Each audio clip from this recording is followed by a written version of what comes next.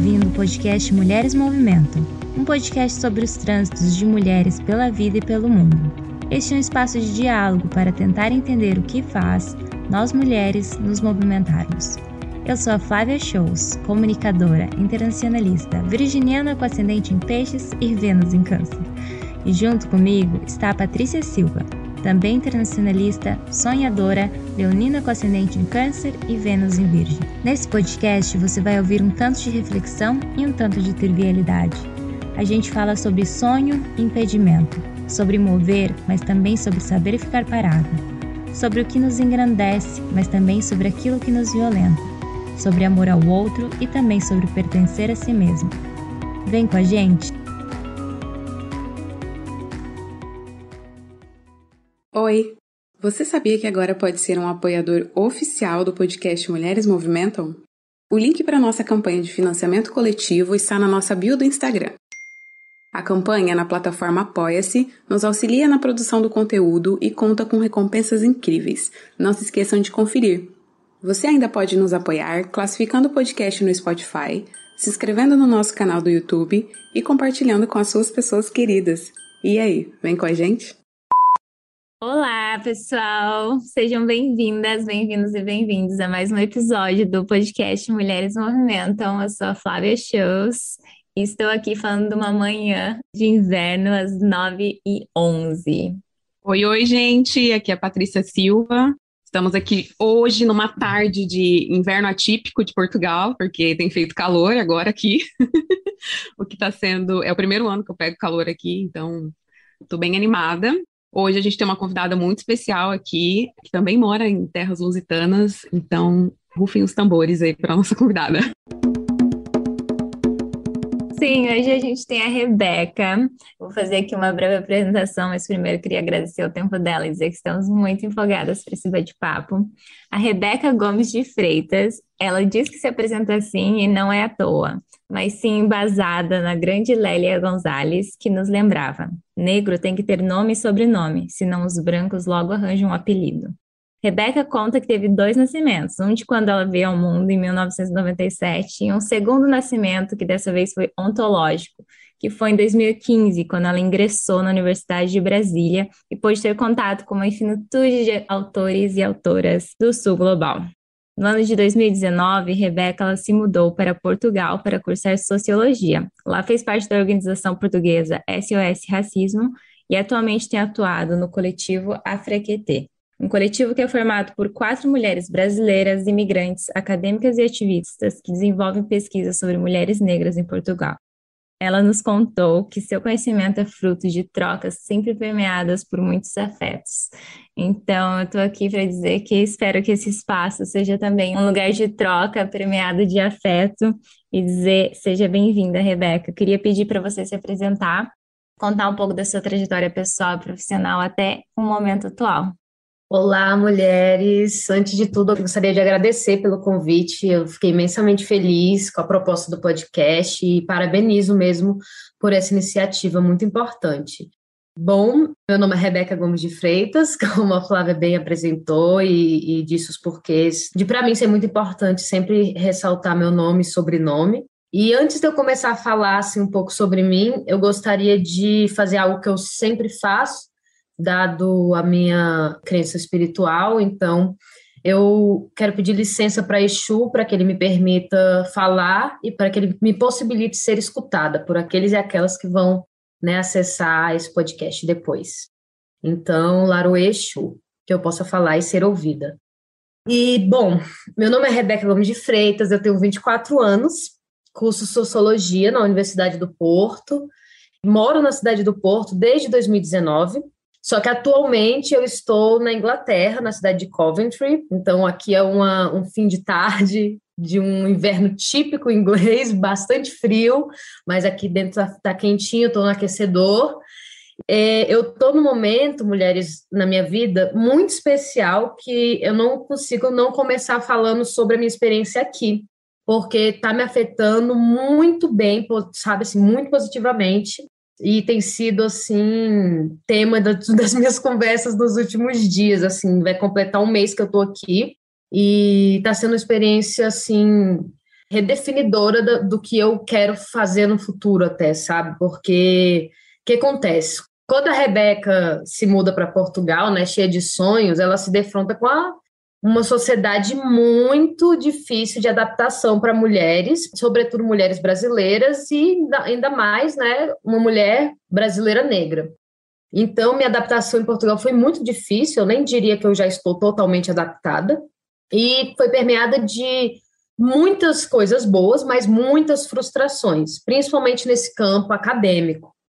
E aí a gente depois vai entrar mais nisso. Então, para mim, a Inglaterra está sendo uma chave de virada, assim, porque esse quase um mês que eu estou aqui tem sido muito agregador para a minha trajetória, assim. A minha universidade é muito empática, assim, é muito doido a gente usar, né, essa palavra para uma universidade aí, quem sabe como o mundo acadêmico funciona. E o que mais eu acho que deve estar me afetando tão profundamente de maneira positiva é a quantidade de outras pessoas negras que tem aqui. Dentro da minha sala de aula, eu não sou uma das poucas mulheres negras estudando, ao contrário do que acontece em Portugal e do que acontecia no Brasil. A universidade é cheia de professores negros e os debates são muito avançados. Assim, todos os dias a gente está debatendo questões de raça, classe, gênero, questões pós-coloniais, como nos descolonizarmos, né? Como descolonizar a sociologia, que é, né, o que eu estudo. E isso, para mim, tem sido, assim, parece que eu alcancei um espaço de tipo que eu sempre sonhei, sabe? Porque é tudo que eu estudo, é tudo que eu almejo para um mundo assim mais inclusivo, que trate essas questões a sério para que a gente lide com elas, né, no plano real das ações. E ver que isso aqui está acontecendo, né, me faz ter esperança de que, pô, em algum lugar do mundo a gente tem certos avanços muito importantes que podem reverberar de maneira positiva em várias comunidades pelo mundo, porque, poxa, o Reino Unido a gente sabe do poder geopolítico que a galera aqui tem, e eu acho que essa galera, sobretudo racializada negra, que está tendo acesso a essas questões aqui e a postos de trabalho que têm impacto, são pessoas muitas vezes já nascidas aqui, mas que elas trazem o que? Uma bagagem de serem filhos de imigrantes, netos de imigrantes, etc. Então, elas podem reverberar isso nas suas comunidades. E eu ficar vendo isso me deu muita esperança, gente. Então, atualmente eu estou muito feliz, está sendo muito positivo o que eu estou vivendo aqui.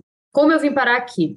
Eu faço sociologia na Universidade do Porto e, como vocês devem bem saber, dentro das universidades europeias, a gente tem a possibilidade de participar do programa Erasmus, que é um programa de intercâmbio. Então, eu vim para a Inglaterra em regime de Erasmus, é isso que me possibilitou estar aqui. Vou ficar um semestre aqui e depois eu volto para Portugal, mas eu digo que, apesar de eu às vezes ficar até um pouco triste de pensar na possibilidade de retorno para Portugal, eu penso assim, aqui está me dando essa perspectiva de lembrar que há lugares no mundo onde a gente está conseguindo se movimentar. Por que a minha trajetória em Portugal tem sido assim difícil?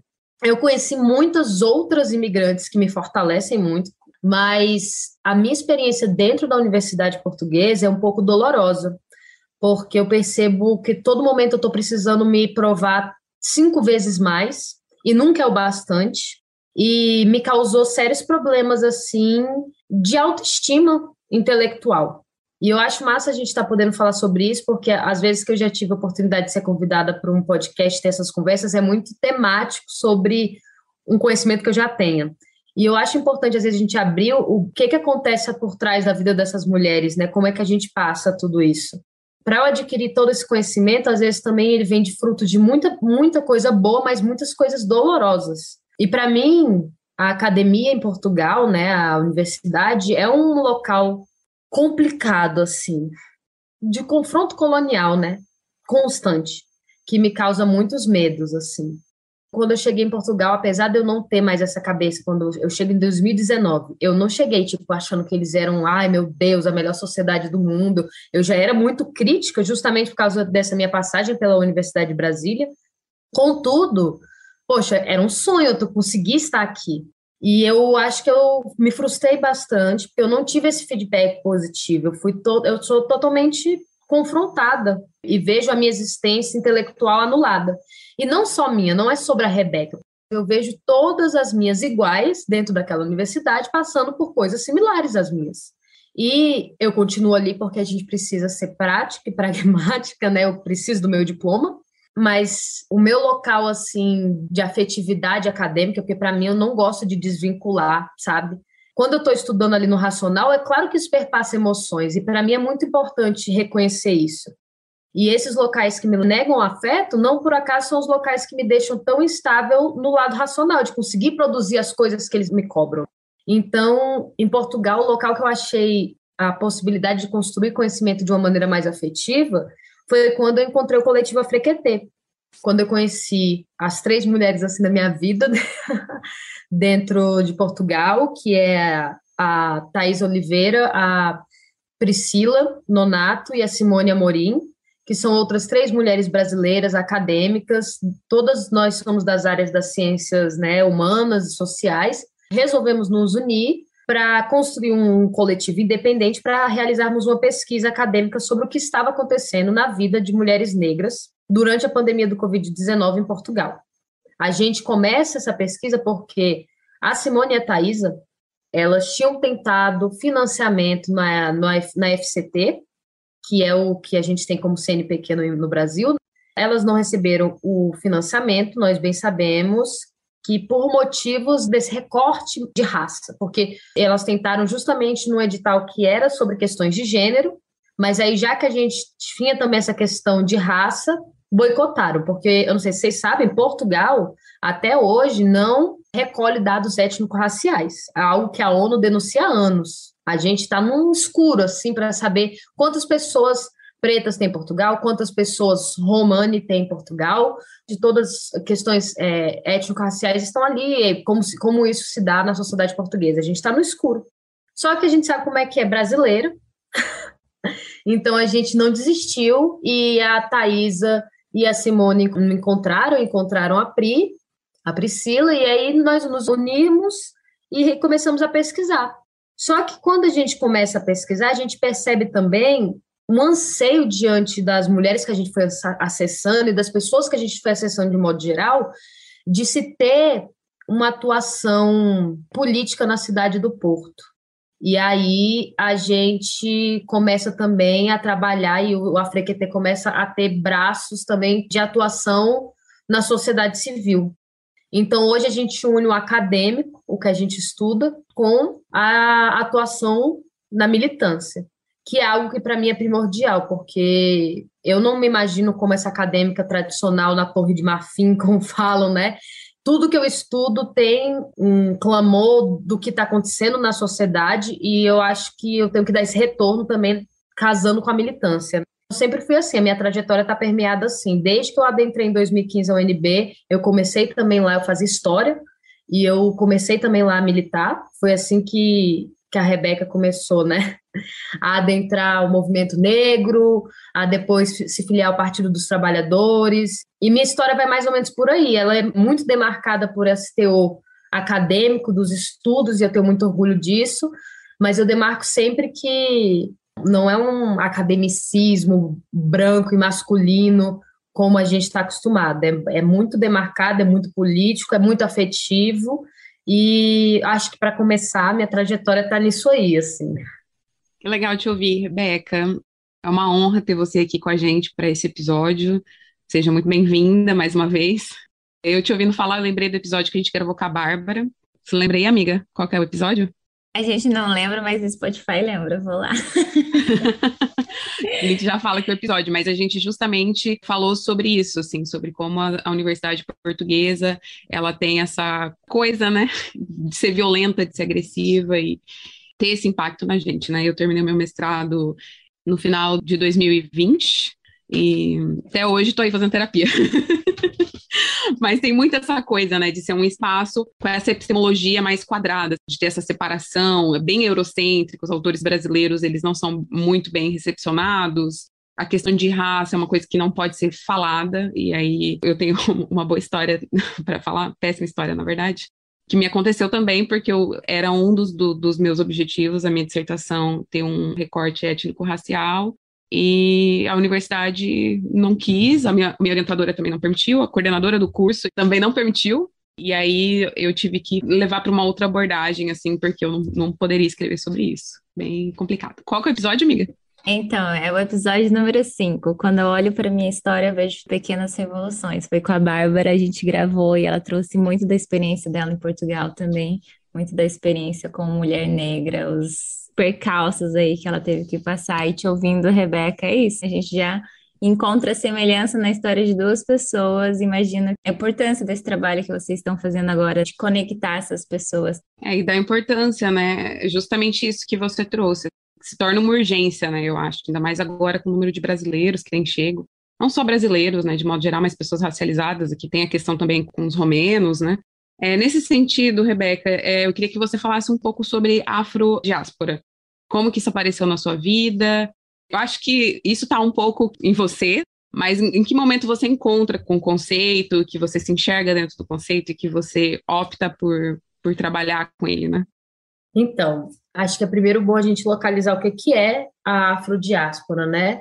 Que quando a gente fala tanto, né, a diáspora, que eu sou afrodiaspórica, esse conceito ele nos remete aos afrodescendentes nas Américas, enquanto continente, das pessoas que foram levadas forçadamente de África para as Américas, ou seja, né, remete ao tráfico negreiro, mas a gente costuma usar esse termo afrodiáspora ou apenas diáspora para remeter também a algo maior que você perguntou quando eu tive acesso a esse primeiro conceito. Foi quando eu entrei na UNB.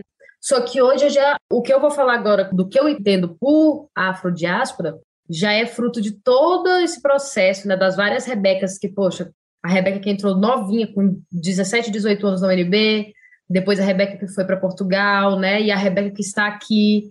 E teve um episódio na minha vida que me marcou muito para entender o que é diáspora, que foi quando eu tive a oportunidade de ir para a performance da instalação da artista afro-lusitana Grada Quilomba, em Lisboa. Eu fui para o encerramento, junto com mais outras duas pessoas negras, uma grande amiga minha e um grande amigo meu, e o nome dessa instalação é O Barco.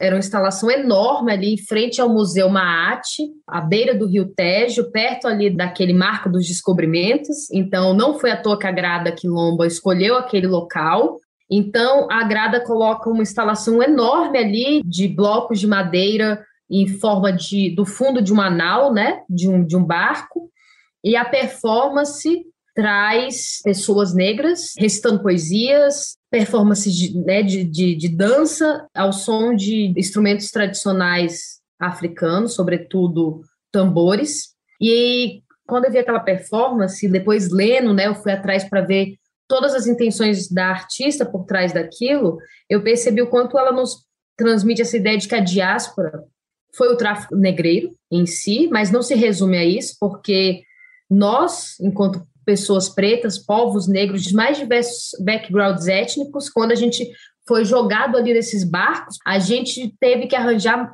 formas de ressignificar tudo aquilo e criar resistências entre nós, a fim de também dar continuidade às nossas culturas. Então, a diáspora, ela é muito mais do que falar que a gente é descendente de escravo. Ela, na verdade, ela resgata uma ideia de que, sim, nós somos, antes de tudo, escravizados, ou seja, não era uma pré-condição. E antes disso existe uma história do povo preto africano que é milenar. Então, ela resgata essa ideia da importância da gente fazer essas trajetórias atlânticas para entender as nossas pertenças e entender também que nessas travessias a gente se ressignificou o que é ser africano, o que é ser negro, para chegarmos onde estamos atualmente enquanto pessoas afrodiaspóricas.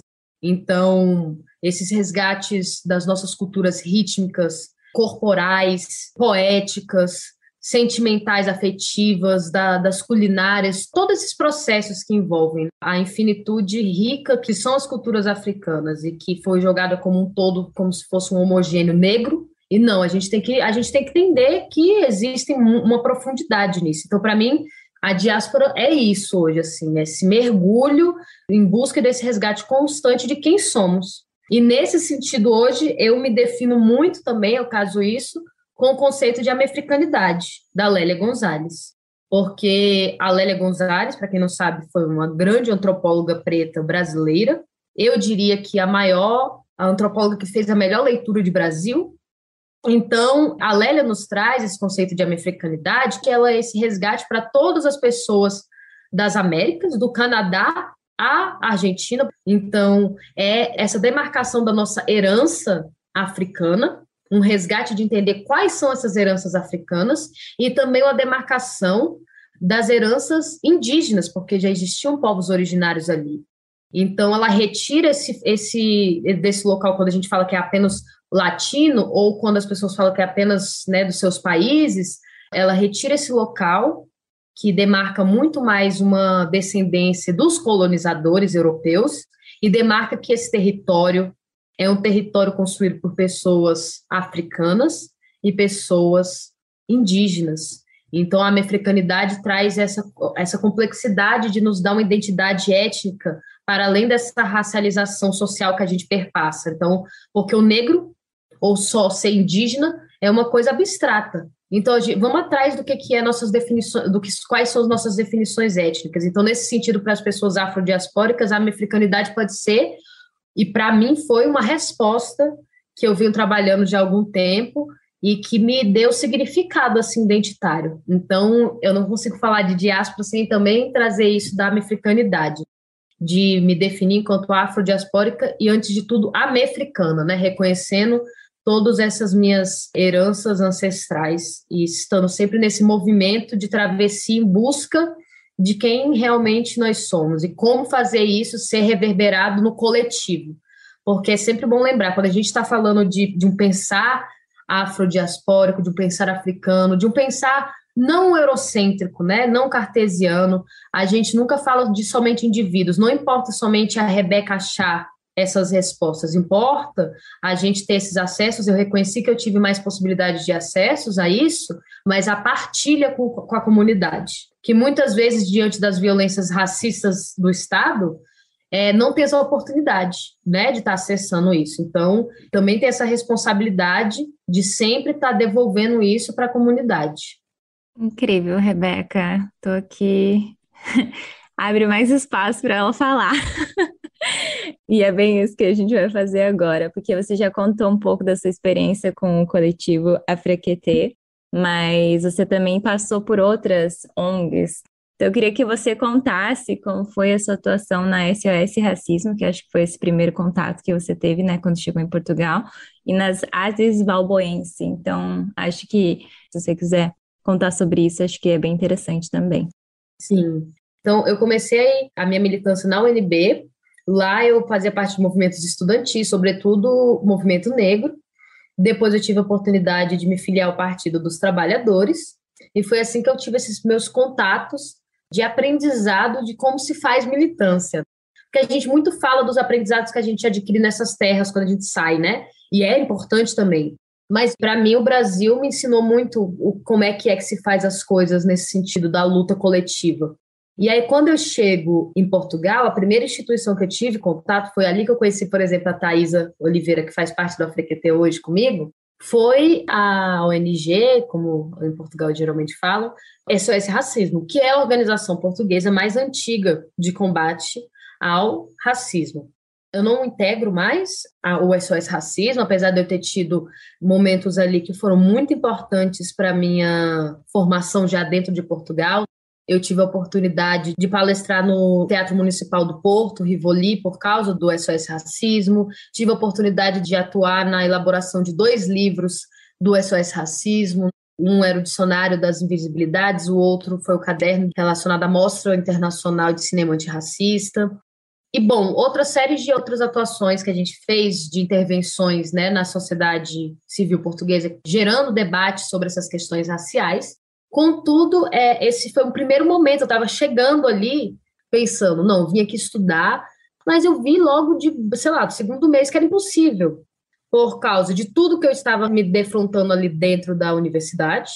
Então, eu começo a procurar meios de agir, e aí foi assim que eu entrei em contato com o SOS Racismo. E apesar de eu ter gostado muito desse meu primeiro momento ali, eu fiquei mais ou menos, acho que 1 ano, foi o meu primeiro ano ali com eles.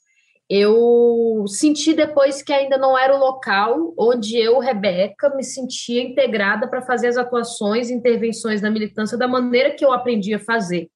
E é uma maneira que eu não quero perder. Então, foi assim que eu resolvi, respeitando também a trajetória deles e, sobretudo, respeitando a minha, seguir outros caminhos. Mas aí foi mesmo quando comecei a atuar no Afrequetê que eu acho que me deu mais sentido a fazer as coisas da maneira que eu acredito que devem ser feitas. Nisso, eu, enfim, fui participando das coisas, a gente vai conhecendo gente. Um dia eu fiquei sabendo de uma oportunidade de fazer parte de um curso do Erasmus Plus. O Erasmus Plus são programas dentro do grande Erasmus que são mais curtos, né? Programas de uma semana, 10 dias, sobre temas variados. E o tema era gênero. E eu fiquei muito interessada na temática e falei, poxa, eu vou me inscrever. E era organizado pela ONG portuguesa Asis Valboenses. E eu participei ali também, eu digo que foi um ponto de virada para mim no ano passado, na minha vida, porque foi a primeira vez que eu estava num local com outros jovens europeus e, sobretudo, todos brancos. De pessoas racializadas só tinha eu mais outras 2 pessoas. A gente estava ali, a gente se uniu muito, debatendo sobre questões decoloniais, questões pós-coloniais, sul global, e levando isso para o programa, né? E foi a primeira vez que eu me vi nesse espaço, com muitos jovens europeus brancos, e que eu me senti acolhida.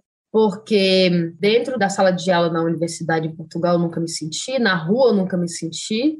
Inclusive, eu abro até um parêntese aqui, que minha saúde mental ficou muito afetada, sabe, em Portugal. Eu tenho o privilégio, assim, de poder fazer terapia com a minha terapeuta, que é uma mulher negra, brasileira, incrível, mas eu desenvolvi sintomas de fobia social em Portugal, justamente quando me via nesses ambientes muito brancos e muito masculinos.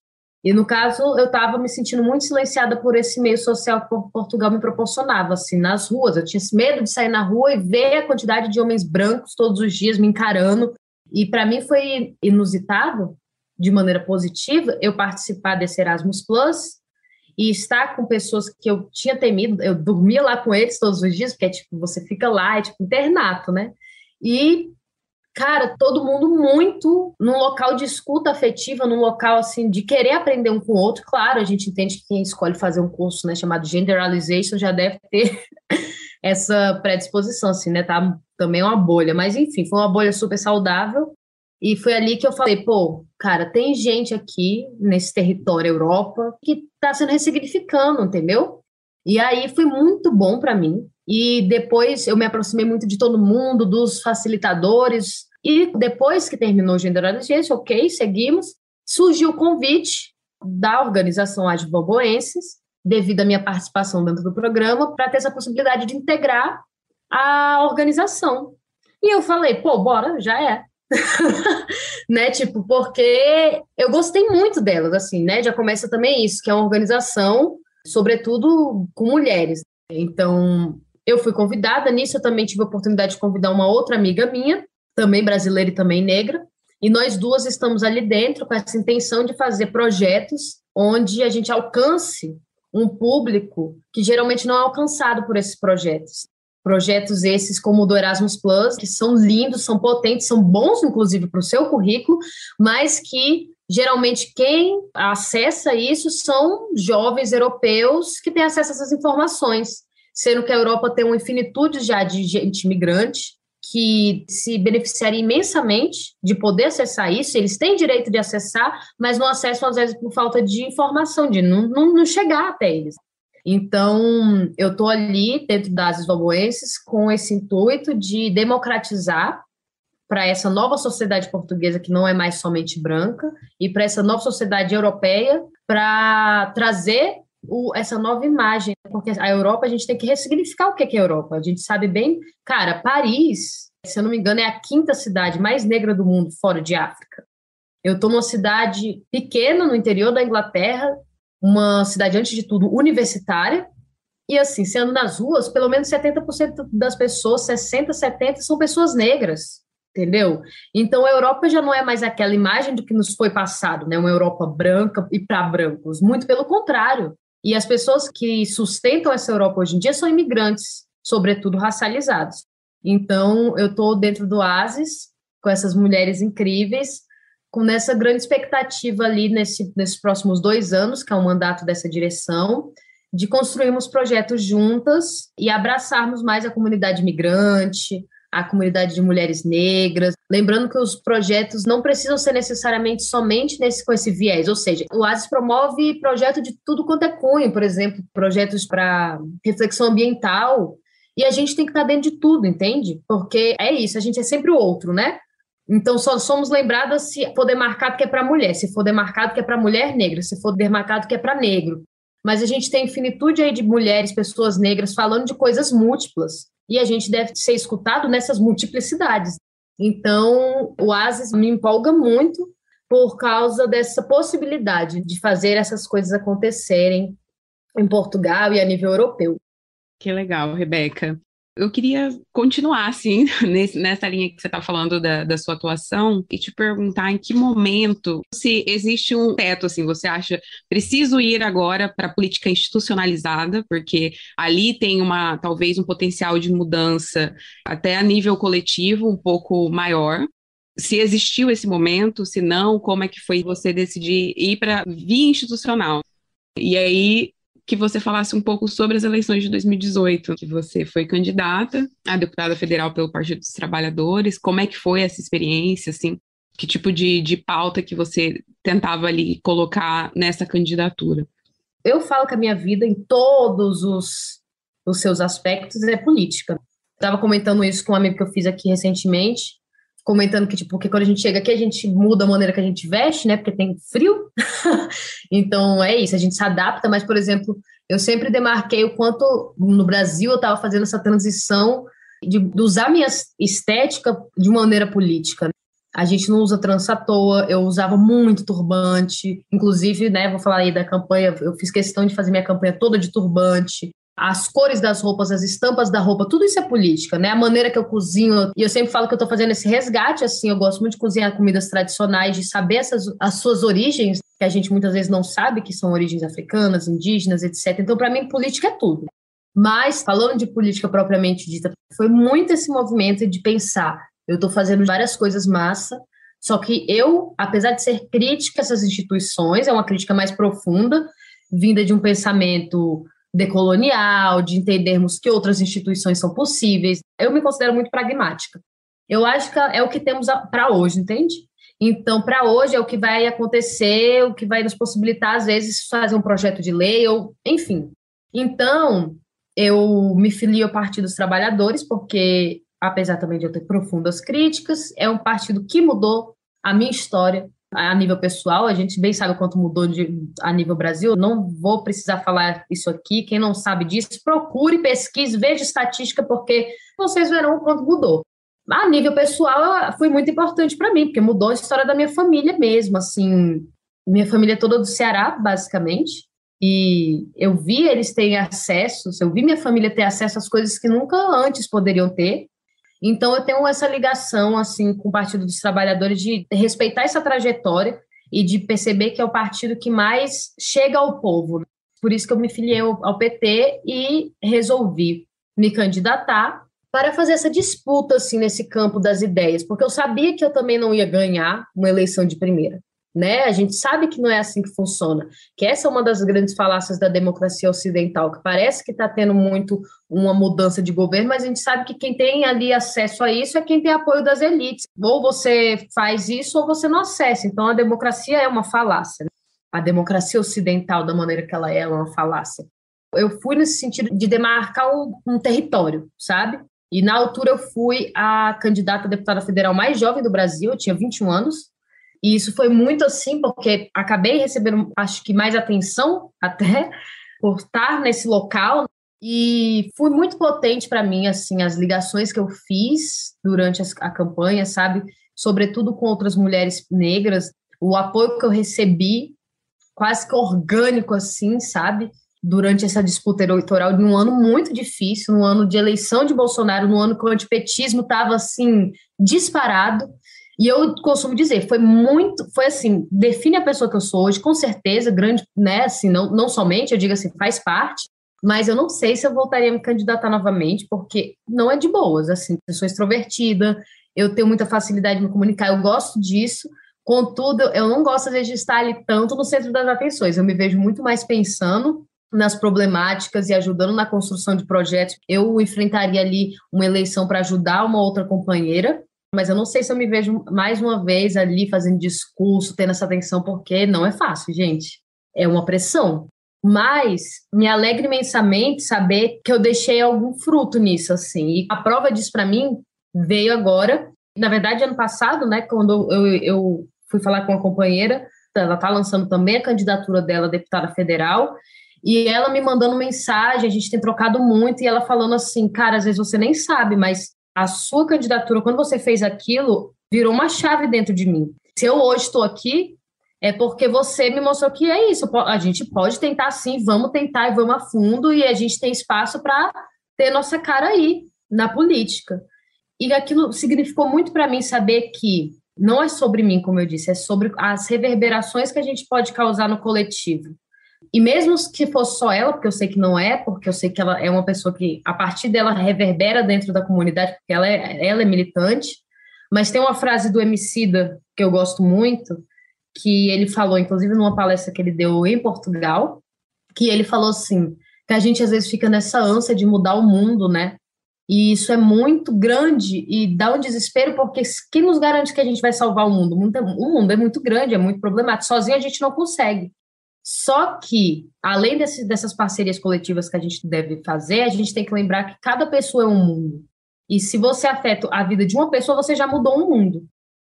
Quando eu lembro dessa minha candidatura, eu lembro muito nesse local, que eu acho que, no final, eu acho que eu cumpri o que eu pretendia, que era fazer essa disputa no campo das ideias, e com pouca verba, porque não é fácil você ser uma candidata mulher negra, jovem, e achar que você não vai receber o maior apoio do partido, você não é a prioridade. E mesmo assim, mesmo dentro de pouquíssima grana, uma campanha super orgânica, quase é boca em boca, porque eu não tinha grana para fazer grandes coisas, eu consegui 1.600 votos, e isso pode parecer pouco para algumas pessoas, mas cada voto, vocês não sabem como é difícil conseguir um voto, cara. Se vocês forem ali na planilha do TSE das eleições passadas e ver a quantidade de candidatos pelo Brasil, que não passa de 50 votos, de 100 votos. Então, foi muito bom saber que de maneira orgânica eu já consegui atingir essas pessoas e saber que elas foram atingidas justamente nesse campo que eu estava querendo pautar, sobre questões raciais, questões de gênero, questões de classe, e fazer com que elas refletissem um pouco sobre isso num ano tão difícil. E, bom, para mim, eu acho que é imprescindível, sim, a gente ocupar também esses espaços na política institucional, sempre consciente para que a gente não se aliene nesse processo, que a gente não seja tratado como massa de manobra. Também lembrando que quando a gente também aceita adentrar isso, são necessárias conciliações mesmo, às vezes, até da forma que você acredita que a política é feita, mas que dentro dali das instituições existem protocolos. Mas eu acho que é necessário a gente estar nesse espaço, sim, porque ainda é o espaço tradicional onde vai perpassar mudanças mais estruturais. A gente ainda está nessa fase da militância, né, ser tipo um caminho onde começa ali com essas organizações populares, o clamor popular, mas perpassa depois ter que encontrar um gabinete, bater de porta em porta em gabinete, porque talvez, para quem não saiba, quando a gente milita em Brasília, a gente tem muito isso, porque é muito perto da gente, né? A gente se organizar enquanto movimento estudantil, enquanto movimento que quer que seja, ir para dentro do Congresso mesmo, bater na porta de cada deputado que seja, para perguntar como é. E aí, esse projeto aqui é importante para o povo brasileiro, como é que vai ser? Porque eu acho que, às vezes, quem é de fora de Brasília pensa que as coisas, que não tem gente cobrando ali, mas a gente cobra. A militância está cotidianamente ali, entendeu, gente? Participando das plenárias e fazendo cobrança. Então, é um ciclo, né? Que vai dos movimentos sociais, que passa pela política institucional, que se retroalimenta. Então, nenhuma dessas pontas pode estar enfraquecida ou mais forte que a outra. Ou eu diria, eu acho que a ponta mais forte deve ser também sempre o movimento social, para que a política institucional responda a essas demandas sociais. Então, é assim, mais ou menos nesse campo, nesse sentido, que eu observo a política institucional. Eu tô assim, ainda bem que esse episódio vai ficar gravado para poder reouvir. Eu queria aqui dar uma ênfase, deixar reverberar em outras pessoas também a importância da gente criar um espaço assim, de trazer pessoas como a Rebeca para contar dessa história, porque eu acho que além da sua atuação, Quanto mais pessoas puderem ouvir, quanto mais pessoas puderem te conhecer, quanto mais pessoas puderem se enxergar em pessoas como você, é tão importante, né? Assim que a gente cria esse podcast, pensa como você nesse sentido de afetar mundos que estão por aí, mulheres que estão por aí tentando empreender e tentando mudar e tentando lutar. E nesse sentido, a gente puxa para nossa última pergunta, que a gente sempre faz para as nossas convidadas, que é o que te movimenta, Rebeca? De onde vem essa força, esses sonhos, essa energia?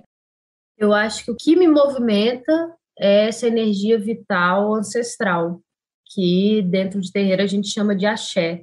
Eu acho que o que me movimenta, aliás, eu tenho certeza, são essas energias dos meus orixás, que são meus ancestrais, é a luta ancestral de homens e mulheres negras que me trouxeram até aqui. O que me movimenta é saber, lembrar todos os dias que, apesar de todas as dificuldades, já foi muito pior para a gente. Então, eu não me permito parar essa caminhada, porque se lá atrás meus ancestrais tivessem parado, eu não estaria aqui. Eu acho que é uma responsabilidade muito maior do que minhas questões individuais. Ai, ai, toda vez que eu escuto as respostas para essa pergunta, eu fico, ai, meu Deus!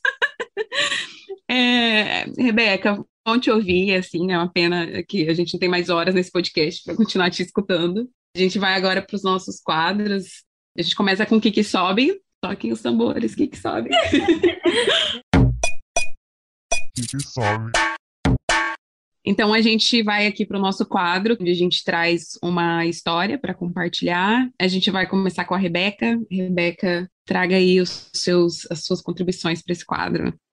Então, acho que devido ao que a gente ficou conversando, eu me lembrei de um episódio da infância, assim. Eu sou bem privilegiada de ter uma história muito positiva com meu pai. Foi talvez um dos meus maiores mentores intelectuais, e para eu ser a mulher que eu sou hoje, sabe? Ele é um homem negro que me ensinou isso, sabe? A possibilidade de nós sermos sensíveis e de nós sermos intelectuais e de nós aprofundarmos e lapidarmos conhecimento, e tudo isso de uma maneira orgânica, assim, sem falar sobre isso, né? Sobre denominando que isso era algo negro e ancestral, porque, infelizmente, ele não teve esses acessos de nomear isso como questões raciais, mas estava ali presente porque é a vivência de pessoas pretas, e hoje eu identifico como tal. E, bom, é muito curioso que, assim, meu pai, assim, para como a gente conversa, né, ele teve 9 filhos, e eu sou a primeira filha dele, eu sou a sétima, a primeira filha no casamento com a minha mãe, que ele já estava aposentado. Então, acho que isso também muda muito, assim, como ele pôde lidar com essa minha infância, essa, né, paternidade, etc., porque a gente tinha muito tempo junto. E aí eu sou muito parecida com ele, essa é a verdade, assim, né?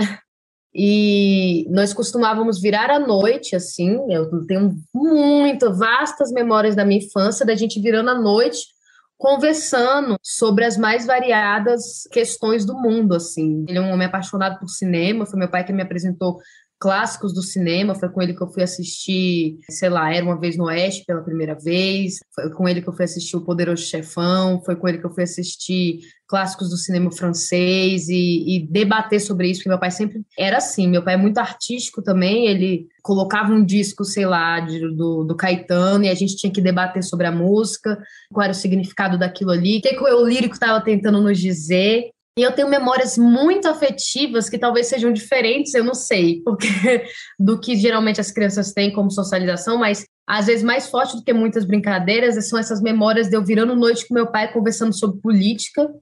Meu pai conhece muita coisa, cara. Tipo, eu quando eu cheguei, às vezes, no ensino médio, ia ter aula de história sobre ditadura militar, eu já sabia porque meu pai tinha me contado, sei lá, quando eu era pirralha. Porque ele viveu isso e porque, além de viver, porque não é só sobre memória, ele sempre foi um estudioso sobre, né, as questões. Ele é jornalista, então sempre se informando muito. Ao mesmo tempo que ele trouxe esse capital cultural muito grande, tradicional e erudito, meu pai também é um cara que vem do Ceará, e ele é muito orgulhoso da sua origem, ele é estudioso das culturas populares e do Ceará, principalmente do Nordeste de maneira geral.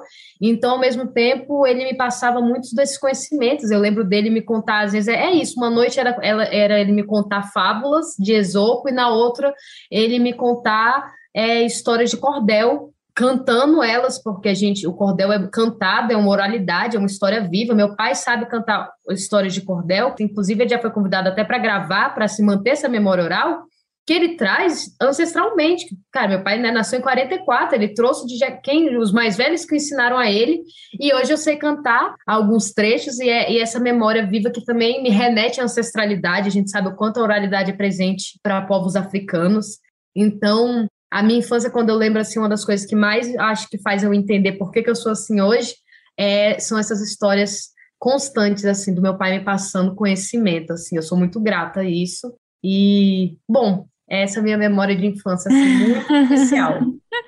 Maravilha, eu acho que fazer esse exercício de olhar para os momentos que nos formam é muito maluco, né? Infância, sim, quando a gente consegue resgatar algumas memórias, a gente fica, puta, meu Deus, agora eu faço isso por causa disso, eu gosto disso por causa disso. E você falando até me ajudou, porque hoje eu tô borocochô, doentinha, não consigo pensar em nada.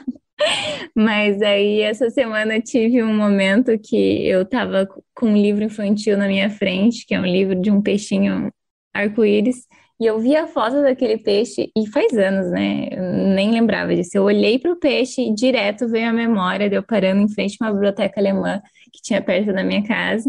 E veio a cena, assim. E eu não tinha acesso a essa memória, foi algo que eu resgatei. E aí eu vi o peixinho, a gente estacionando, eu entrando na biblioteca, indo atrás do livrinho do peixe e folheando o livro do peixe. E eu fiquei, nossa, gente, eu fiquei surpresa com a minha memória de trazer algo somente por uma imagem, assim. Então, a partir disso, eu fiquei lembrando com a sua fala e do seu pai, como é importante que esses gostos e atuações sejam incentivados, porque eu também fui levada à biblioteca desde muito cedo e eu tenho tantas memórias da minha infância na biblioteca e tantas memórias dos livros que para mim eram importantes, que foi isso que aconteceu agora, um livro que eu gostava e eu li tanta coisa, assim, eu li muita coisa sem seguir indicações de idade, então eu lia livros infantis, mas depois quando eu virei adolescente eu li umas coisas assim que hoje em dia eu fico pensando, nossa senhora, eu tive muito acesso a um mundo, porque eu já tinha sido introduzida ao hábito da leitura. Acho que até o momento meus pais tinham um pouco de controle e depois vira. Hoje em dia as pessoas vão, né, pesquisar coisa na Dark Web. Eu tava só lá pegando os livros que era mais 18.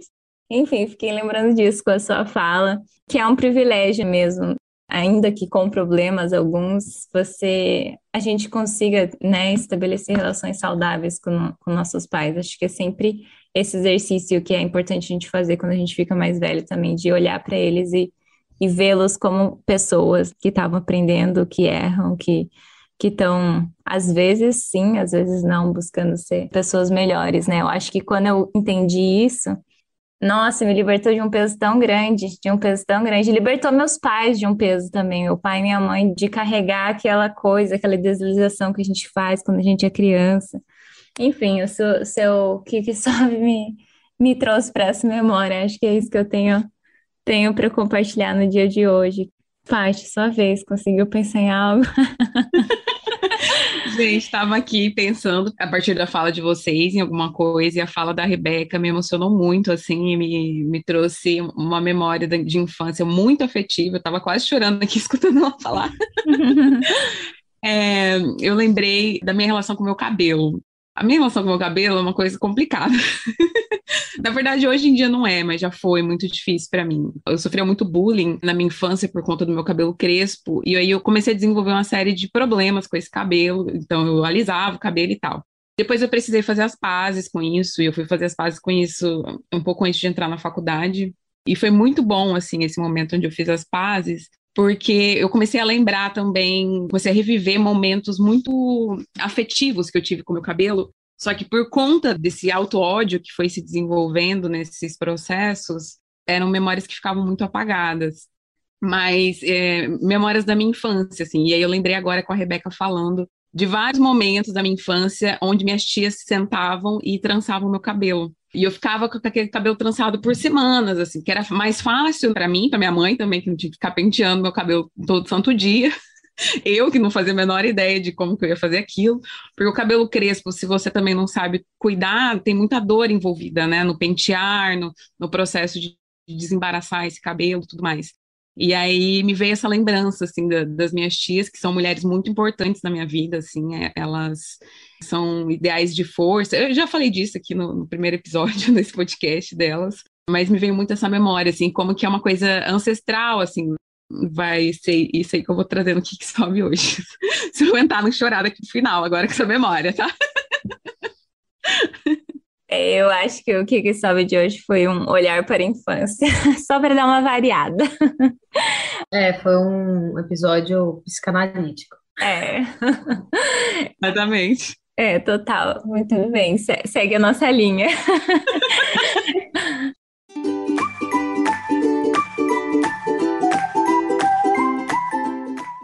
A gente vai puxar agora o Mulheres Movimento, que é um quadro de indicações de práticas, livros, músicas, filmes, comidas, enfim, qualquer coisa que esteja fazendo sentido para você e que possa ser interessante para os nossos ouvintes. Então, vou chamar a Patrícia agora para fazer sua primeira indicação.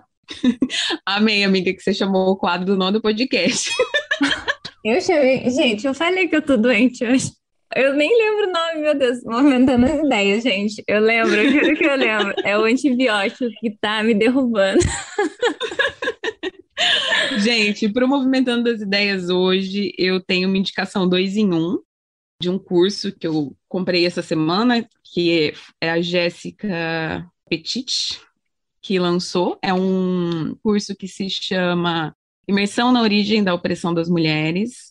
Provavelmente, quando esse episódio for ao ar, o curso não vai estar mais aberto aí para quem quiser acompanhar, mas ela está sempre lançando cursos e discutindo coisas. E esse curso é uma leitura coletiva, na verdade, de um livro, que é o livro que eu vou indicar, que se chama A Criação do Patriarcado, História da Opressão das Mulheres pelos Homens, da Gerda Lerner. Gerda Lerner, não sei se é assim que pronuncia o nome dela.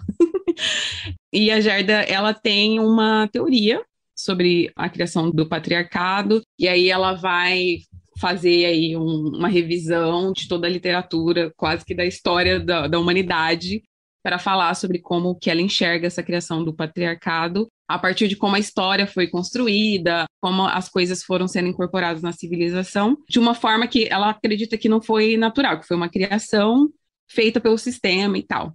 Eu ainda não comecei a ler, vou começar a ler agora essa semana, mas essa vai ser a minha indicação para essa semana. Rebeca, quiser compartilhar suas indicações? Então, eu vou indicar duas coisas que têm me acompanhado muito aqui esses últimos tempos. A primeira é a indicação de um álbum. Eu amo álbum, gente, já começa assim, eu tenho dificuldade de consumir só uma música, por exemplo, assim, eu gosto muito de consumir o álbum, entender a obra, e eu vou indicar o meu álbum favorito da cantora norte-americana e negra, Erykah Badu. É o álbum dos anos 2000 dela, Mama's Gun.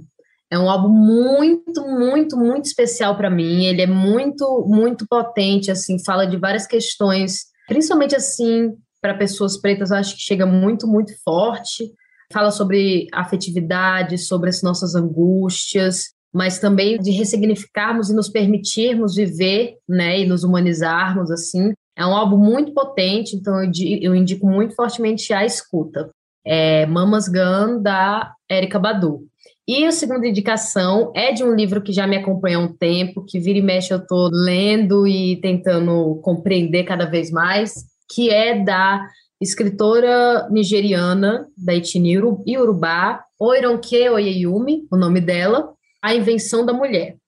Esse livro foi lançado no final dos anos 90, até ganhou prêmio na Sociedade Americana, né, de Sociologia. Infelizmente, ele só foi traduzido para a língua portuguesa, acho que há um ano, 2 no máximo, mas aí, agora, né, não tem mais desculpa para a gente não ler. E a Yoronke, nesse livro, ela debate com a gente, ela nos mostra o quanto a categoria mulher é inventada pelo Ocidente, o quanto não faz sentido, muitas vezes, a gente trazer terminologias e opressões alienígenas para o contexto africano, sobretudo o que ela trata ali é o contexto iorubano, na Nigéria. Então, ela nos mostra que o povo iorubá, por exemplo, antes da chegada das forças coloniais, sobretudo as britânicas, que prevaleceu naquela área, o povo iorubá não tinha divisão hierárquica de gênero.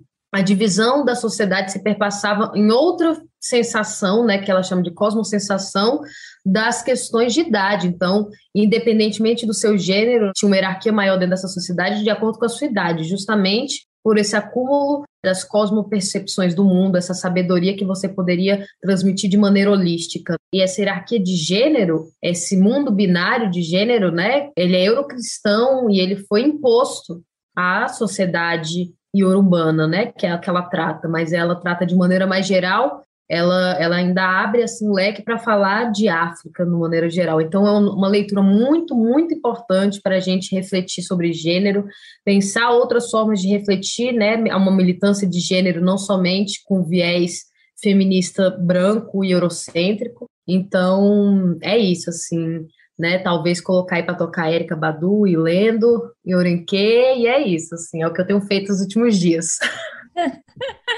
Maravilha, obrigada, Rebeca. Eu vou passar agora para as minhas indicações. Na verdade, é só uma indicação, que é um livro que eu terminei essa semana. Terminei muito rapidamente, que se chama Luster, em português é Luxúria.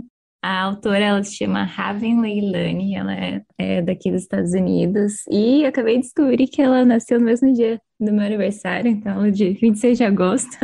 Ela é uma jovem negra e esse foi o seu primeiro livro, foi lançado no ano passado.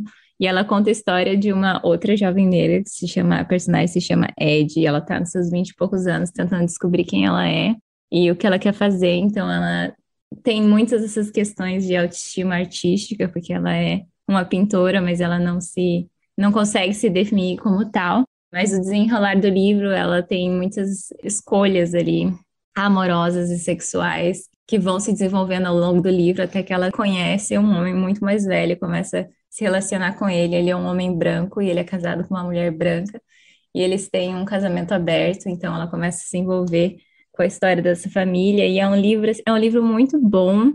Eu achei um livro muito cru também. Ela traz questões assim muito fortes, mas ela vai falando de uma maneira que é tão natural que você fica, meu Deus, isso que a personagem está pensando, está notando ali sobre que ela se passa em Nova York, é horrível, tipo, é horrível. Só que ela vai falando uma naturalidade que você vai lendo assim e vai chegando em umas conclusões que eu falei, nossa senhora, que coisa forte, assim, que livro importante. E ele foi eleito também por New York Times e outros canais como um dos melhores livros do ano passado. Então, essa é a minha indicação do dia de hoje. A gente vai finalizando esse episódio. Eu queria te agradecer, Rebeca, por toda a sua fala, suas contribuições, pelo seu tempo e pela sua luta também, que eu acho que muito do que você falou mostra como é importante para o coletivo. E acho que pelo coletivo você está fazendo muito. Então, muito obrigada. Eu que agradeço, mulheres, a oportunidade. Eu estou muito mesmo feliz, assim. Agradeço imensamente. Rebeca, eu também queria te agradecer. Muito obrigada por ter vindo, ter compartilhado com a gente a sua trajetória, muito linda. Queria que você deixasse suas redes sociais e dos projetos que você participa, para quem tiver interesse em somar nessa luta ou de acompanhar aí a sua caminhada, a sua trajetória. E, gente, é isso, a gente vai ficando por aqui nesse episódio. Obrigada, Rebeca, obrigada, Flávia, minha companheira aí de toda semana. Então, minhas redes sociais, eu acho que a maneira mais fácil de vocês me acessarem é pelo Instagram. Então, é @Rebeca Gomes de Freitas, _ Rebeca com C só. E eu indico também o Instagram do Coletivo Afrequetê, que é @coletivo.afrequetê, Afrequetê com K. E, bom, é isso. Sigam lá, gente. Uhul! Quero falar para os nossos ouvintes também que estamos oficialmente na Aurelo, que é uma plataforma que nos remunera, então se puderem, além de escutar nas plataformas que a gente sempre divulga aqui, se puderem fazer essa opção lá pela Aurelo, estamos com o link na nossa bio do Instagram. Também temos a nossa campanha do Apoia-se, então vocês podem contribuir com uma quantia de dinheiro e ter acesso a algumas recompensas. Gente, também estamos no YouTube, acabei de lembrar. Quem quiser ouvir os nossos episódios agora no YouTube já tem disponível. Então é isso aí, mais esse adendo. Sigam a gente nas redes sociais, @Mulheres Movimentam no Instagram e nosso e-mail é mulheresmovimentam@gmail.com. Então é isso, pessoal. Muito obrigada. Obrigada, Patrícia. Obrigada, Rebeca. E até a próxima.